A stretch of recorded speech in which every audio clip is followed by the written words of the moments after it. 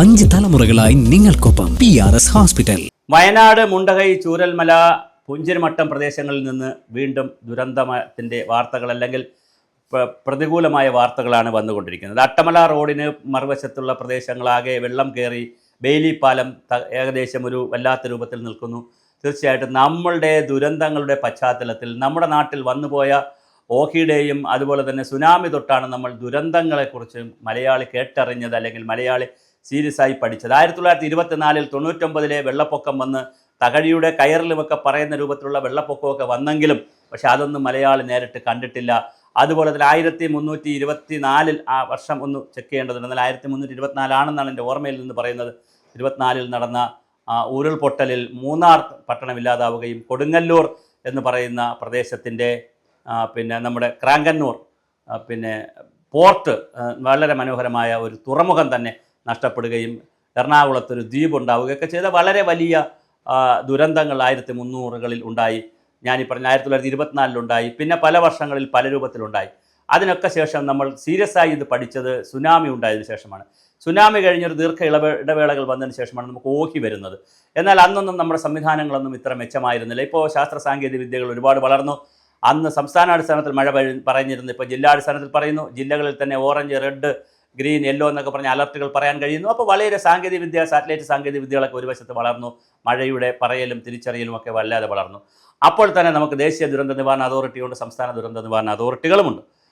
കേരളത്തിലും സംസ്ഥാന ദുരന്ത നിവാരണ അതോറിറ്റിയുണ്ട്. പക്ഷേ ഇതിൻ്റെയൊക്കെ ഒരു പ്രശ്നം, സംസ്ഥാന ദുരന്ത നിവാരണ അതോറിറ്റിക്ക് താഴെ ജില്ലാ ദുരന്ത അതോറിറ്റികളുണ്ട്, ഗ്രാമപഞ്ചായത്തുകൾ, അതിൻ്റെ സമിതികളുണ്ട്, ജില്ലാ സമിതികളുണ്ട്, വലിയ സംവിധാനമുണ്ട് നമുക്ക്. പക്ഷേ എങ്കിലും 3 കാര്യങ്ങളാണ് ദുരന്തവുമായി ബന്ധപ്പെടുത്തി നമ്മൾ ശ്രദ്ധിക്കേണ്ടത്. ഒന്ന്, ദുരന്തത്തിന് മുമ്പെടുക്കുന്ന പ്രിപ്പയർഡ്നെസ്, അതായത് റിസ്കുകൾ കുറയ്ക്കുന്നതിനുള്ള റിസ്ക് റിഡക്ഷൻ പ്രോസസ്സ് എന്താണ്. ഏതെങ്കിലും ഒരു അപകടമുണ്ടായാൽ അതിൻ്റെ റിസ്ക് കുറയ്ക്കുന്നതിനുള്ള, അപകടമുണ്ടാവില്ല നമുക്ക് പറയാൻ പറ്റില്ല, കാര്യം മഴ പെയ്യിക്കാതിരിക്കാൻ നമുക്ക് പറ്റത്തില്ല. മഴ പെയ്തില്ലെങ്കിൽ പിന്നെ നമുക്ക് ജീവിതമില്ല. അപ്പോൾ മഴ വരും, കാറ്റ് വരും, സൂര്യൻ്റെ ചൂട് വരും, കടലിലെ നീരാവി ഉയരും, ചക്രവാതമുണ്ട്, ഇതെല്ലാം ഉണ്ട്. അപ്പോൾ സ്വാഭാവികമായിട്ട് സുനാമികളും കടൽ വാതങ്ങളും അതുപോലെ തന്നെ ഓഖി പോലുള്ള സംവിധാനങ്ങളും ചുഴൽക്കാറ്റുകളും ഒക്കെ ഉണ്ടാകും.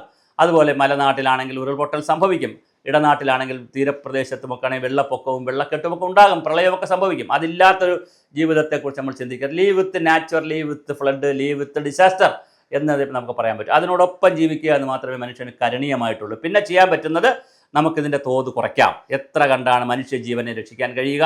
ഇപ്പോൾ ഒറീസയിലൊക്കെ തന്നെ വലിയ തോതിലാണ് അവർ ഈ കൊടുങ്കാറ്റിനെ പ്രതിരോധിച്ചുകൊണ്ട്, ഇപ്പോൾ ലക്ഷക്കണക്കിന് ആളുകൾ മരിച്ചിരുന്നതാണ്. പക്ഷേ ഇപ്പോൾ കഴിഞ്ഞ പ്രാവശ്യമൊക്കെ വരുമ്പോൾ, ചുഴലി കൊടുങ്കാറ്റൊക്കെ വരുമ്പോൾ 2-3 പേരാണ്. ഇത് ഈ വിശേഷങ്ങളൊന്നും അറിയാത്ത, ഈ വാർത്തകളൊന്നും കൃത്യമായി കിട്ടാത്ത 2-3 പേരാണ്. ബാക്കി എല്ലാവരും അവർ ലക്ഷക്കണക്കിന് ആളുകളെയാണ് അവിടെ ഒഴിപ്പിച്ച് ക്യാമ്പുകളിലേക്ക് കൊണ്ടുപോകാൻ പറ്റുന്നത്. പക്ഷേ മലയാളിയെ സംബന്ധിച്ചിടത്തോളം നമുക്ക് ആൾക്കൂട്ടം കൂടി പല കാര്യങ്ങളും ചെയ്യും എന്നുള്ളതിനപ്പുറം ദുരന്തത്തിൻ്റെ വരാതിരിക്കുക എന്നുള്ള പ്രിപ്പയർഡ്നെസ് ഫസ്റ്റ് ലെവലിൽ നമ്മളിപ്പോഴും ബബ്ബടിക്കുകയാണ്. അതിപ്പോൾ വയനാട് എടുത്താലും അത് തന്നെയാണ് സ്ഥിതി. ഒരിക്കൽ ഉരുൾപൊട്ടൽ ഉണ്ടായ സ്ഥലത്ത് തന്നെ 100 വർഷം ഉരുൾപൊട്ടൽ ഉണ്ടാവില്ല എന്ന് പറയാൻ നമുക്കറിയാം.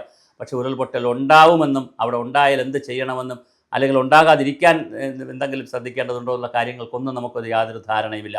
അപ്പോൾ പ്രിപ്പയർഡ്നെസ്സിനെ സംബന്ധിച്ചിടത്തോളം നമ്മൾ വളരെ വളരെ വളരെ പുറകിലാണ്. നമ്മളിപ്പോഴും ബാലാരിഷ്ടതയിൽ കിടന്ന് ഇരുട്ടിൽ തപ്പുകയാണ്.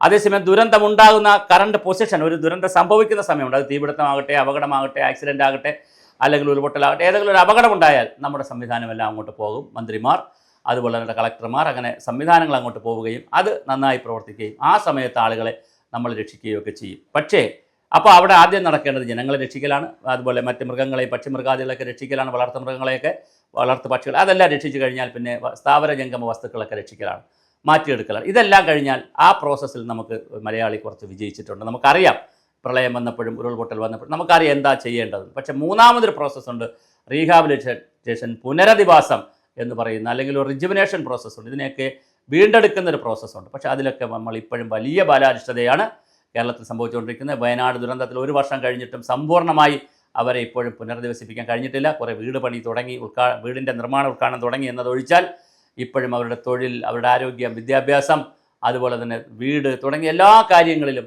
യാത്രാ സൗകര്യങ്ങൾ വലിയ പ്രതിസന്ധിയാണ്. അവിടെ ഇപ്പോൾ ആളുകൾ സമരത്തിലുമാണ്.